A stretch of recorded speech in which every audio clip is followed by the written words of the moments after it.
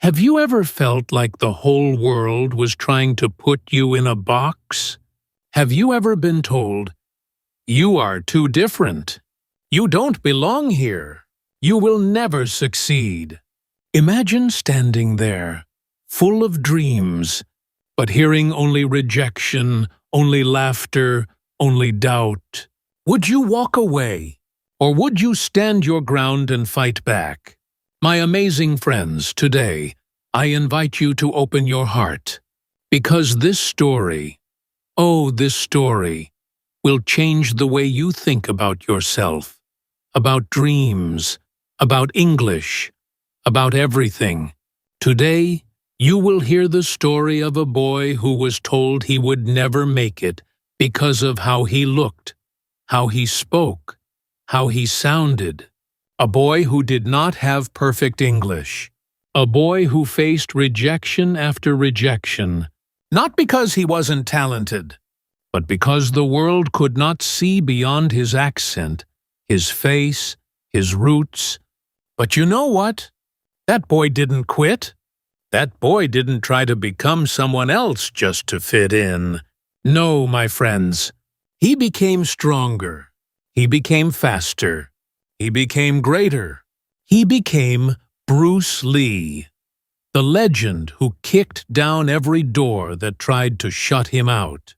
And today, through his true life story, you will not only feel inspired, but you will also practice your English, improve your English speaking, and strengthen your English listening skills step by step, word by word, heart to heart.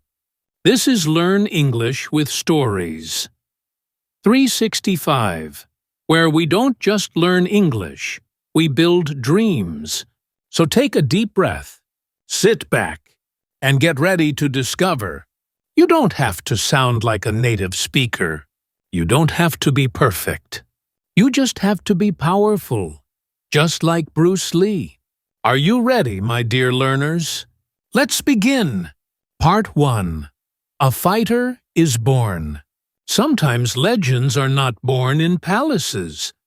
Sometimes legends are born in the middle of storms. And Bruce Lee, my friends, he was born in the middle of a storm. It was November 27th, 1940. The world was in chaos. Wars were raging. Fear was everywhere. But in a small Chinese hospital in San Francisco, California, a tiny baby boy entered the world, screaming, kicking, fighting. His parents named him Lee Jun-fan, meaning return again, because they believed he was destined to return to greatness. And here's something amazing. Bruce Lee was born in the year of the dragon, in the hour of the dragon, according to the Chinese calendar. In Chinese culture, this is a sign of power, of greatness, of unstoppable spirit. From the very first moment, fate had written something special for this little boy. But fate is not always easy. Soon after Bruce's birth, his family moved back to Hong Kong. And life there was not full of golden dreams. Hong Kong was a crowded, tough city. Bruce grew up running through noisy streets, small alleys, and busy markets. He wasn't a quiet child. No, Bruce was like a firecracker, always jumping, running, laughing, fighting. His parents would often smile and say, "This boy is unstoppable." But life gave Bruce many challenges, too. He wasn't a strong child. His right leg was shorter than his left. His eyesight was very weak. Without glasses, he could barely see clearly. Imagine that! The man who would one day become the fastest fighter in the world had poor vision and an unbalanced body.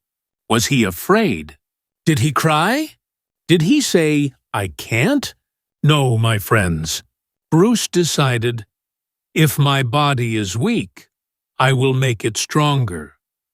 If my legs are uneven, I will learn to move even faster. Every day, Bruce Lee trained. He ran. He kicked. He punched. He refused to let his body decide his future. Even as a small boy, Bruce knew something powerful. You do not need a perfect body to have a powerful spirit. You do not need perfect conditions to make a perfect dream. He acted in small movies too, even as a baby, even as a young boy. But it wasn't acting that made Bruce's heart race. It was movement. It was action. It was the power inside him that screamed, "I will not be stopped." And so, the fighter was born. Not because of a strong body, not because of perfect eyesight, but because of an unbreakable soul. And this, my dear friends, was just the beginning. Stay with me, because Bruce's real battles, his true struggles, are only getting started. Part 2. Discrimination and Doubt. Growing up in Hong Kong, Bruce Lee was not like the other boys. His body was different. His spirit was different. And soon, he would discover something even harder to accept. The world saw him as different too. At 13 years old, Bruce got into a street fight. It was not just a small fight. It was serious. Bruce was beaten badly. His pride was crushed. His confidence was shaken. That day, Bruce decided he needed something more than just anger. He needed skill. He needed control. He needed a way to defend himself and his dreams. His father took him to meet a man who would change his life forever. Master Ip Man, the grand teacher of Wing Chun Kung Fu. Under Ip Man's calm and wise eyes, Bruce started learning not just how to fight, but how to focus, how to balance, how to move with power and grace. Bruce loved it. He loved the discipline. He loved the strength he was building inside and outside. But just when Bruce thought he had found his path, he hit a wall. Some students in the Wing Chun school found out that Bruce was not 100% Chinese. His mother was half German. His blood was mixed. And in those times, many believed that only pure Chinese could learn Wing Chun. Whispers started. Cold looks followed. Some students refused to train with him. They turned their backs on him. They made him feel like an outsider in his own land. Imagine that. Being rejected not for your heart, not for your spirit, but for something you could not even choose. Your blood. Bruce felt hurt. He felt angry. He asked himself, why? Why should my blood decide my future? But once again, my amazing friends, Bruce made a choice that few people are brave enough to make. He did not give up. He did not cry in a corner. He trained harder. While others trained for 2 hours, Bruce trained for 4. While others practiced 100 punches, Bruce practiced 500. While others learned 1 kick, Bruce learned 10. Day and night, rain or shine, pain or no pain, Bruce worked. He did not work to prove to others that he belonged. He worked to prove to himself that nothing and no one could stop him. Every punch he threw, every kick he landed, every drop of sweat that fell, it all whispered one word: believe. Bruce believed in his dream. Even when others doubted him, even when the world tried to make him feel small. He also started learning English. His accent was strong. His words were not perfect. But Bruce did not care. He practiced speaking English because he knew his future would not be limited to Hong Kong. His dream was bigger than borders. Bruce knew he would face more rejection. He knew he would face more discrimination. But he also knew something even more powerful. Rejection is not the end. It is the beginning.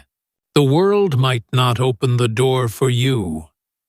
But you, my friends, can break the door down. With hard work, with belief, with unstoppable energy. Bruce Lee, the boy who was once told he was not pure enough, was now becoming stronger, faster, and smarter than anyone could imagine. And the best, the most beautiful part of his journey was still waiting just ahead. Stay with me, because Bruce's fight to become a legend is only getting stronger. Part 3. The Turning Point. Train like no other. Sometimes life does not give you a straight road.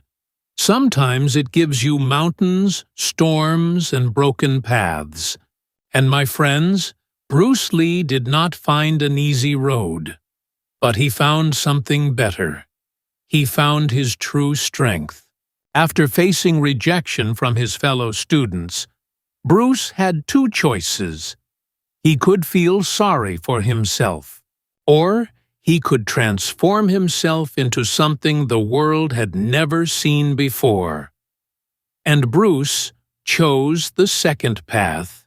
From the age of 13, Bruce Lee became a machine of self-discipline. Every morning, while the city was still sleeping, Bruce was awake. He would run for miles, punching the air, kicking the sky, imagining every enemy he would one day defeat. He didn't train like other boys. No, Bruce trained like no one else. He would throw 500 punches every single day.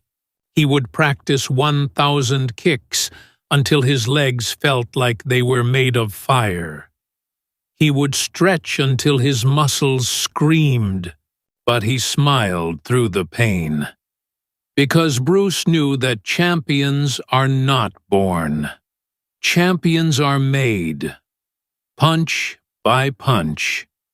Kick by kick. Hour by hour. He didn't wait for the perfect gym. He didn't need fancy equipment. Sometimes he tied sandbags to trees. Sometimes he punched walls. Sometimes he used his own body weight to create strength. People thought he was crazy. They laughed. They shook their heads. They said, "Why work so hard? It's impossible." But Bruce only smiled. He said to himself, "I will do today what others won't, so tomorrow I can do what others can't." And Bruce's English practice? Oh, my friends, it was just the same. His English was not smooth. His accent was thick. His grammar was sometimes wrong. But he didn't stop. Every day he practiced speaking, reading, and writing. He spoke to himself in the mirror. He read books out loud. He listened to English radio. He didn't worry about sounding perfect. He worried about being understood. He worried about making progress, not about impressing others. Because Bruce knew a secret. Communication is not about sounding native. It is about connecting with heart, with passion, with energy. He learned to speak with his hands, his eyes, his whole being. Even when his words were not perfect, his message was always clear. Strength, confidence, focus, and the world started noticing.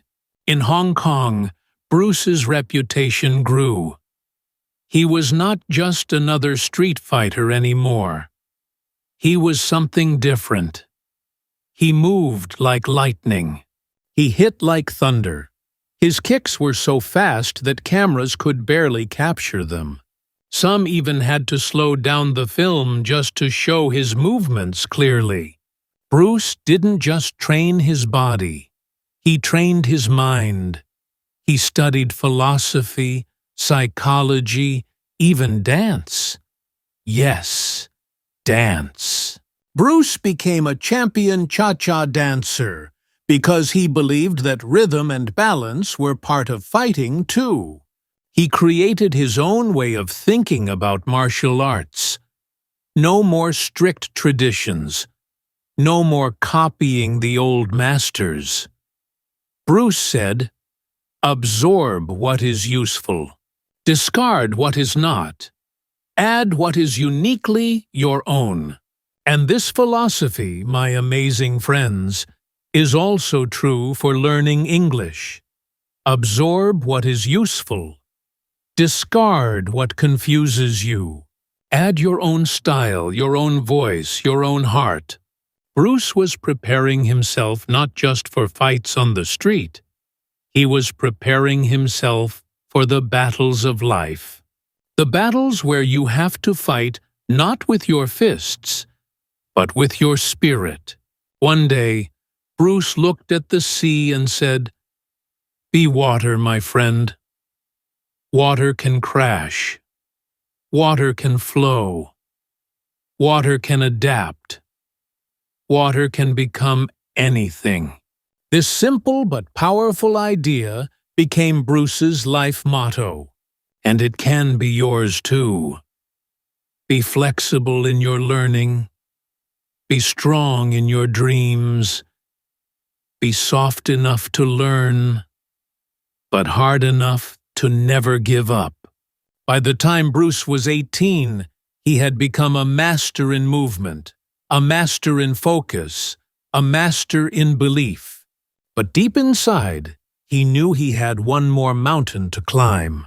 He needed to return to America, the land where he was born, the land where dreams were bigger, but the challenges were harder too. Bruce Lee, the boy who was once seen as weak, different, and not good enough, was ready to show the world that you don't have to be perfect to be powerful. You just have to be unstoppable. Stay with me, because Bruce's real fight, the one that would make him a legend, was about to begin. Part 4. Dreaming Beyond Hong Kong. At 18 years old, Bruce Lee stood on the edge of a great decision. He loved Hong Kong. It was his home. It was where he grew up, where he fought, where he learned. But deep inside, Bruce knew his destiny was waiting somewhere bigger, somewhere farther. He had a dream that would not let him sleep. He dreamed of America, the land of opportunity, the place where anything could be possible, a place where maybe, just maybe, a boy who didn't fit in could finally find his place.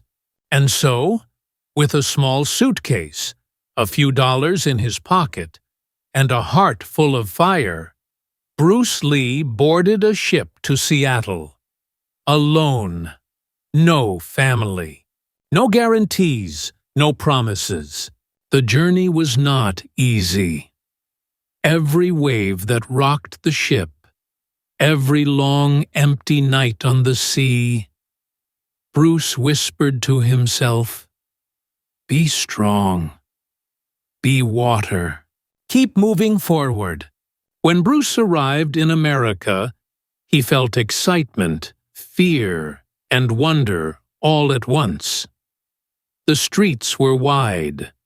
The buildings were tall. The people spoke English quickly, confidently, and with words Bruce sometimes did not understand. His English was not perfect. His accent was strong. Some people looked at him strangely.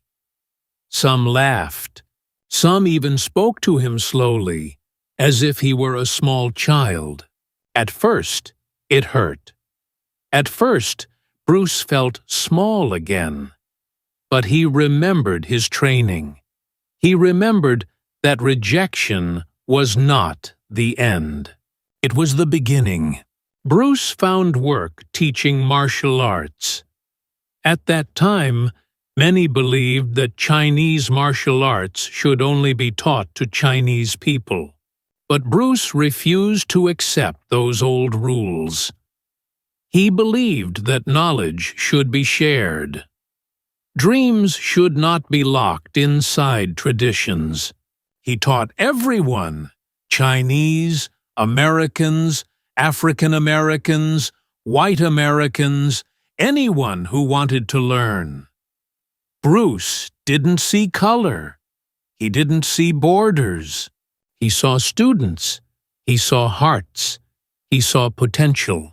Some people in the Chinese community were angry. They said Bruce was breaking ancient traditions. They warned him.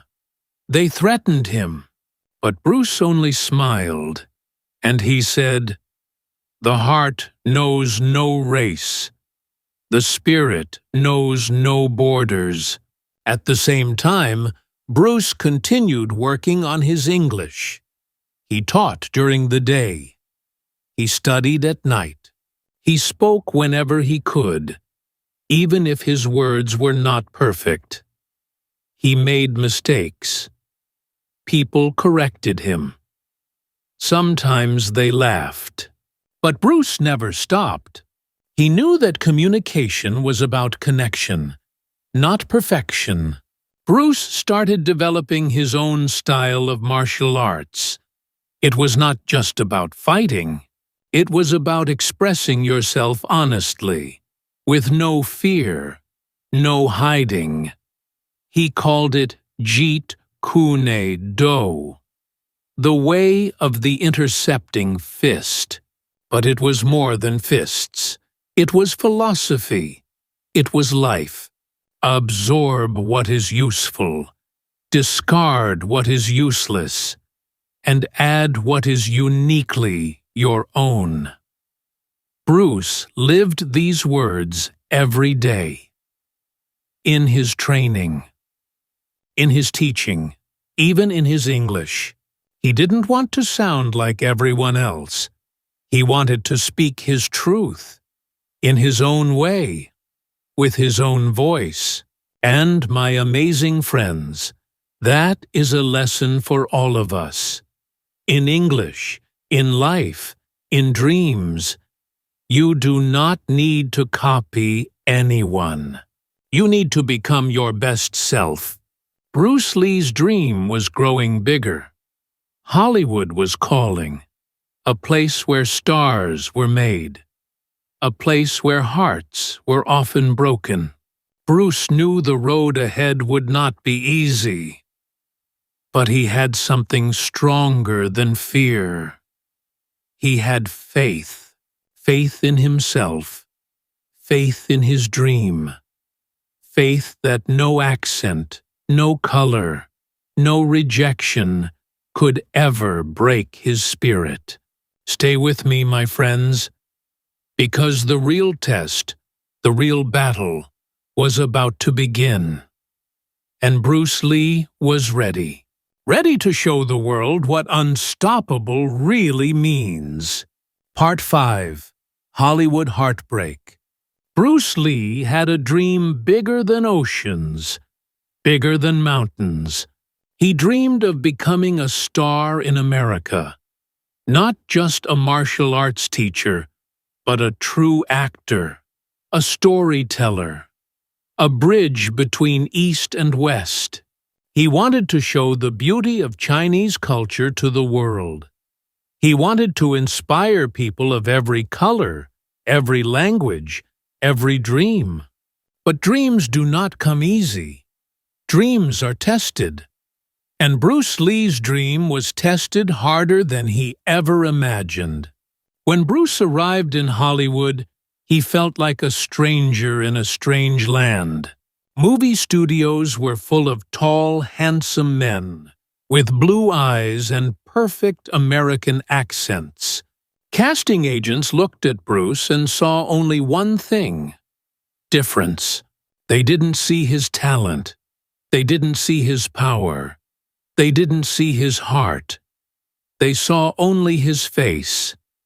They heard only his accent. "You're too Chinese," they said. "Your English is too strange," they said. "People won't understand you," they said. "You'll never be a star," they said. Can you imagine that?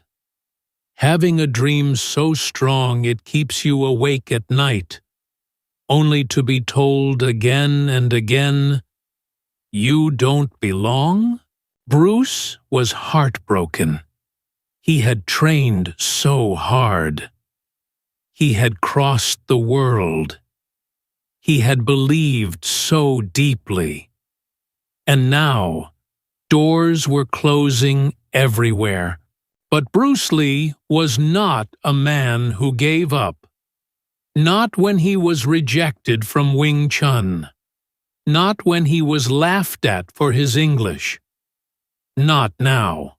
Bruce decided, if they won't open the door, I will build my own door. He started small, very small. He got a few tiny roles on television, a few seconds of screen time, a few lines of dialogue. In one show called The Green Hornet, Bruce played Kato, the superhero's assistant. He wore a mask. He said few words. But when he moved, oh, my friends, when Bruce moved, the world gasped. His speed, his grace, his energy, it was like nothing Hollywood had ever seen. Suddenly people were asking, "Who is that guy?" Suddenly, kids all over America were trying to kick and punch like Bruce Lee. Suddenly, martial arts schools started opening everywhere. Bruce had caught the world's eye. But still, Hollywood refused to give him the big roles. Producers told him, "We like your action, but your accent is too heavy." Directors said, "You're good, but America is not ready for an Asian star." Agents said, "If you change your look, if you change your name, maybe we can help you." Bruce Lee refused. He said, "I am not going to be someone else. I am Bruce Lee. I will succeed or fail as myself." His wife, Linda, stood by him. His friends encouraged him. But the road was lonely. Rejection after rejection. Promise after broken promise. For a moment, Bruce considered giving up on acting. For a moment, the dream seemed too far away. But dreams, my friends, are stubborn things. They don't die easily. Bruce decided to return to Hong Kong for a visit. He hadn't been home in years. When he arrived, something incredible happened. In Hong Kong, Bruce was already a star. People remembered him as a child actor. But now they saw something more. They saw a warrior, a teacher, a legend. Movie studios in Hong Kong offered Bruce leading roles. Not small parts, not masked assistants, but starring roles where he could show his full power, his full heart, his full dream. Bruce grabbed the chance with both hands. He made The Big Boss, a huge success. Then Fist of Fury, even bigger. Then Way of the Dragon, which he wrote, directed, and starred in himself. In Hong Kong, Bruce Lee was not a sidekick. He was the hero, the champion, the unstoppable force. And guess what? Suddenly, Hollywood called again. Suddenly, the same people who once said, "You're too Chinese," were begging for Bruce Lee's talent. Bruce had proven something powerful. You don't need to sound like everyone else to be great. You don't need to look like everyone else to be loved. You don't need to fit the mold to change the world. All you need is to believe so deeply in yourself that no rejection, no failure, no heartbreak can ever defeat you. In the next part, we'll uncover Bruce Lee's greatest battle and his greatest legacy. Part 6. Unstoppable. Creation of his own path. After years of rejection, after doors slammed in his face, after all the doubts and insults, Bruce Lee finally had the world's attention. But Bruce did not just want fame. He wanted to create something new, something powerful, something true to his spirit. Bruce Lee returned to America with a new energy, a stronger energy. He was no longer just an actor. He was a phenomenon.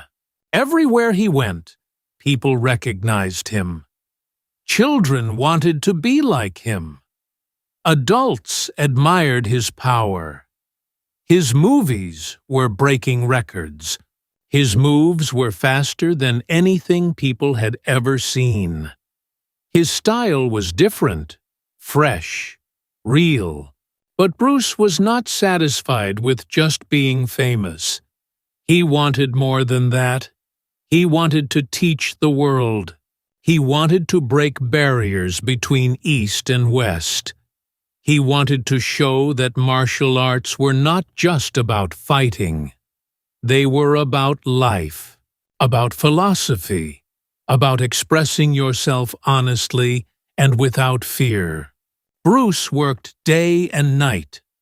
He wrote, he directed, he trained, he dreamed. He wanted to create a movie that would be bigger than anything before. A movie that would connect the East and West together. A movie where he could speak his truth, in his own words, with his own voice. That movie was Enter the Dragon. Enter the Dragon was Bruce's masterpiece. It was the first major Hollywood movie starring an Asian hero. And not just any hero. A strong, smart, confident hero who spoke English with his own accent, in his own way. Bruce didn't try to hide who he was. He didn't try to change his voice to sound more American. He stood tall. He stood proud. The filming was hard. Bruce demanded perfection.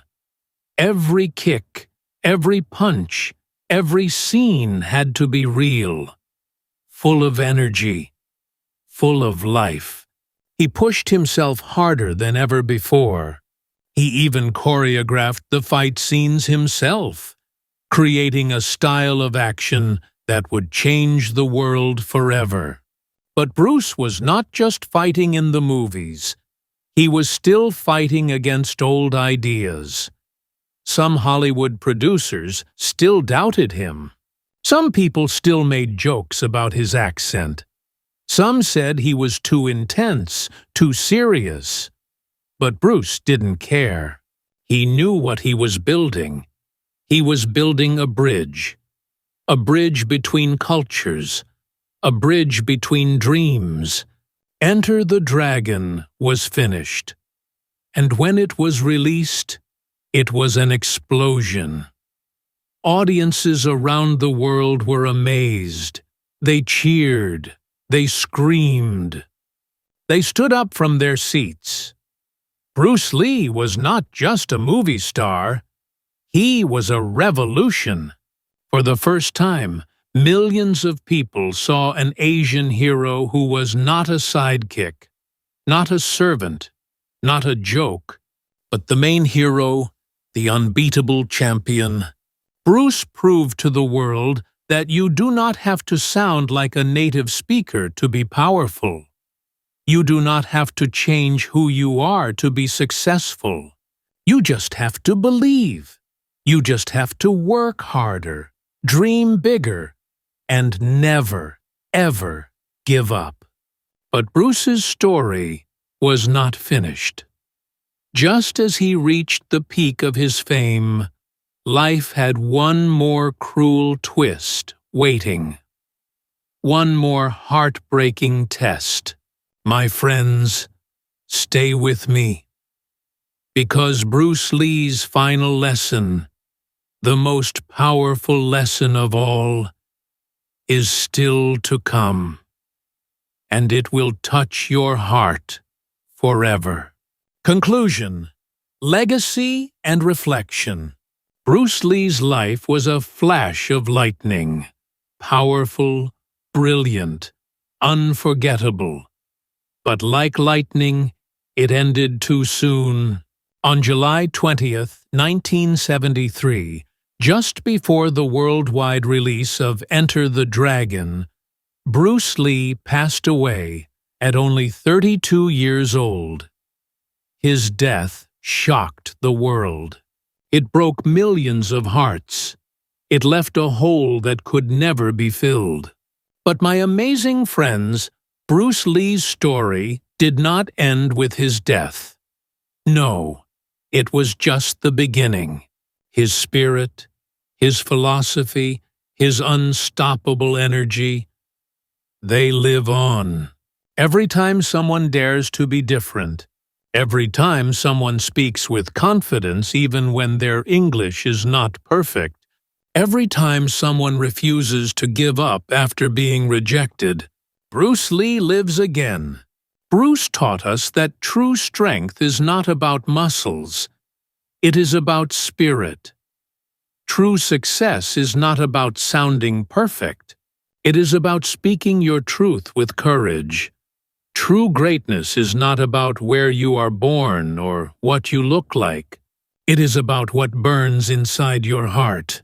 Bruce Lee showed the world that you do not need to sound like a native speaker to be powerful. You do not need to fit in to make a difference. Your dreams, your voice, your heart, they are enough. He broke the walls of discrimination. He smashed the barriers of doubt. He kicked open the doors that others tried to keep closed. And he did it all by being himself. Honest, brave, unstoppable. So now, my friends, I ask you, what is the dream that burns inside your heart? Will you let fear stop you? Or will you, like Bruce Lee, fight for it? Kick by kick, word by word, day by day? The choice is yours. Thank you for joining me today on Learn English with Stories 365. Keep believing. Keep dreaming. Keep speaking your truth. In English, in life, in everything you do. Because you, my amazing friends, are stronger than you know, and the world is waiting for your light.